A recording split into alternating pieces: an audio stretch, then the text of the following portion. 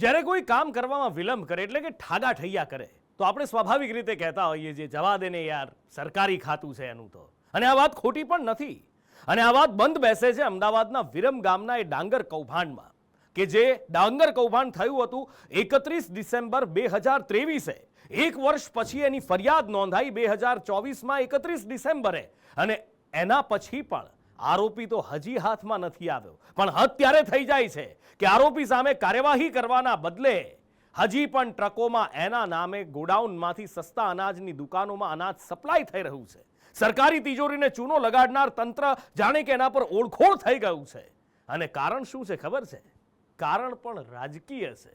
આરોપીનો ઘરોબો સત્તા પક્ષ સાથે છે. વિરમ ગામના ડાંગર કૌભાંડને 40 દિવસનો સમય થઈ ગયો છે.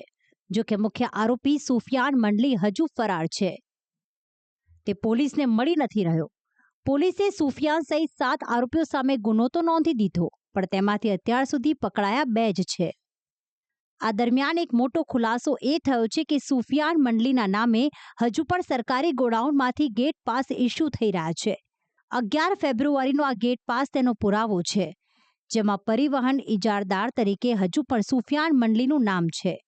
તેના જ વાહનોમાં હજુ સરકારી અનાજ સસ્તા અનાજની દુકાનોમાં સપ્લાય થઈ રહ્યું છે. સુફિયાનની ટ્રકના ડ્રાઈવરનું માનીએ તો તેને 3 મહિનાથી પગાર ચૂકવવામાં નથી આવ્યો. ટ્રકનો કોન્ટ્રાક્ટ કોની પાસે છે તે પણ તેને ખબર નથી.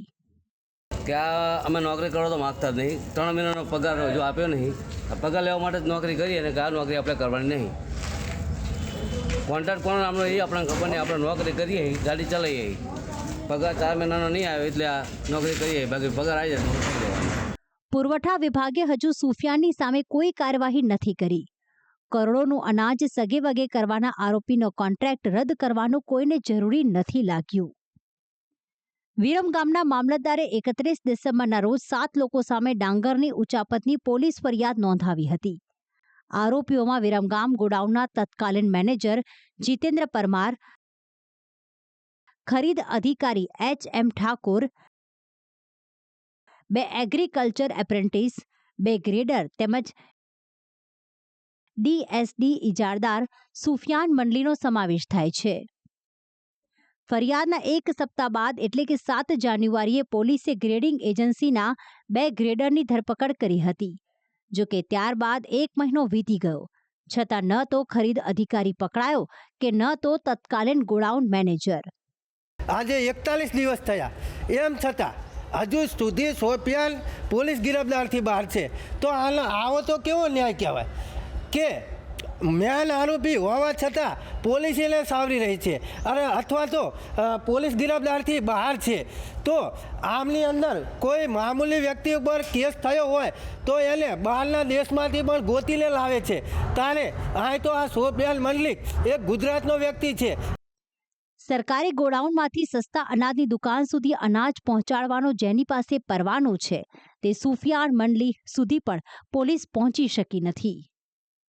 તેની પાછળનું કારણ સમજવું હોય તો ભાજપના લેટર હેડ પરનો આ પત્ર જોવો પડે, જેમાં સુફિયાન મંડલીની નિમણૂક વિરમગામ ભાજપના સંયોજક તરીકે કરવામાં આવી છે. એટલે કે સુફિયાન ભાજપ સાથે જોડાયેલો છે. હવે આ જ વાતનો વધુ એક પુરાવો જુઓ. વિરમગામના ધારાસભ્ય હાર્દિક પટેલ જે વ્યક્તિને પોતાના હાથે કેક ખવડાવી રહ્યા છે તે વ્યક્તિ બીજું કોઈ નહીં પણ સુફિયાન મંડલી છે.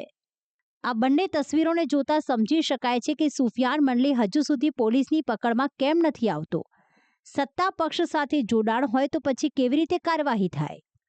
વિરમગામ શહેરમાં જે સમગ્ર ડાંગર કૌભાંડ બાબતે જે મુખ્ય આરોપી જે સુફિયાન મંડલી છે હજુ પણ પોલીસ પકડથી દૂર છે, ત્યારે અનેક જે ખુલાસા થઈ રહ્યા છે કે સરકારની રહેમ નજર હેઠળ આ સમગ્ર હજી પણ કોન્ટ્રાક્ટ સુફિયાન મંડલી નામનો જે કોન્ટ્રાક્ટ છે તે સરકારી અનાજનો જે પહોંચાડવા માટેનો જે કોન્ટ્રાક્ટ છે તે પણ હજી યથાવત છે.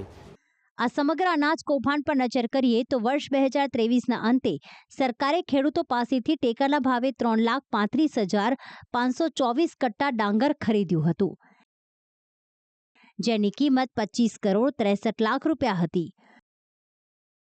જો કે આરોપીઓએ તેમાંથી 3 કરોડ 67 લાખની કિંમતના 48,057 કટ્ટા બારોબાર સગે વગે કરી દીધા અને તેની રકમની ઉચાપત કરીને સરકારને નુકસાન પહોંચાડ્યું હતું.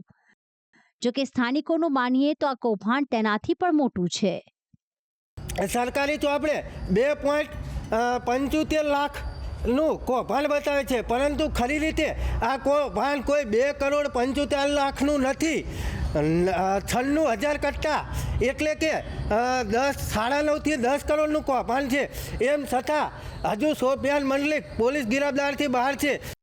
અહીં સવાલ એ ઊભો થાય છે કે સુફિયાન મંડલી પર કોના 4 હાથ છે? શું સુફિયાનને રાજકીય શરણ મળી છે? ગોડાઉન મેનેજર અને ખરીદ અધિકારી હજી સુધી કેમ નથી પકડાયા? શું સરકારી અનાજ બારોબાર વેચવાનું કૌભાંડ મોટા પાયે ચાલી રહ્યું છે? શું આ કૌભાંડમાં રાજકીય માથાઓ પણ સંડોવાયેલા છે? આ તમામ સવાલોના જવાબ મળવાની રાહ જોવાઈ રહી છે. જવાબ મળશે કે કેમ તે પણ એક સવાલ છે. બ્યુરો રિપોર્ટ, સંદેશ ન્યૂઝ.